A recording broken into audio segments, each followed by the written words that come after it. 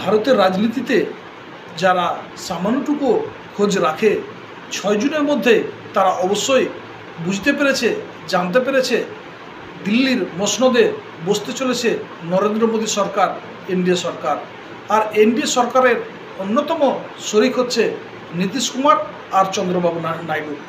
কিন্তু সাধারণ মানুষ এবং বড় বড় বিশ্লেষক অবশ্যই নজরে রাখছে যে এই সরকার, নরেন্দ্র মোদী সরকারের উপর চন্দ্রবাবু নাইডু আর নীতিশ কুমারের একটা চরমভাবে নিয়ন্ত্রণ থাকবে। কিন্তু চর্চার পর্চার লক্ষ্য এই জায়গাতে নয়। চর্চার পর্চা এর আগেও কিছু দেখতে চাইছে।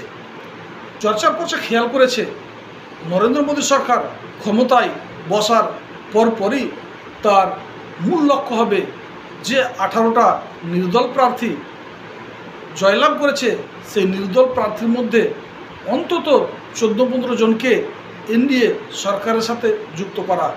এই এনডিএ সরকারের সাথে 15 জন সদস্য যুক্ত হলে এনডিএ সরকারের এমপি সংখ্যা গিয়ে দাঁড়ায় 307।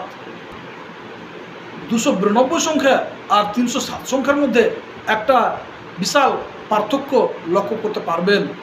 আপনি যদি লক্ষ্য করেন তাহলে অবশ্যই খেয়াল করবেন এই 307 থেকে নীতিশ কুমার বাদ পড়লেও পরবর্তী সময়ে সরকার চালানোর ক্ষেত্রে খুব একটা এনডিএ সরকারের সমস্যা হবে না।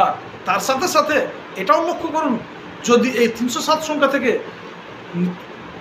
চন্দ্রবাবু নাইডু চলে যায় তারপরেও এমন কোনো সমস্যা পড়বে না যেখানে এনডিএ সরকারের বিশাল কোনো ক্ষতি হয়। সংখ্যাটি খবর হবার পর এনডিএর চাণক্য অমিত শাহ এবং নরেন্দ্র মোদীর দ্বিতীয় যে স্টেপটি হবে সেটি হচ্ছে চন্দ্রবাবু নাইডু এবং নীতিশ কুমারের এমপিদের সাথে সখ্যতা বাড়িয়ে নেওয়া।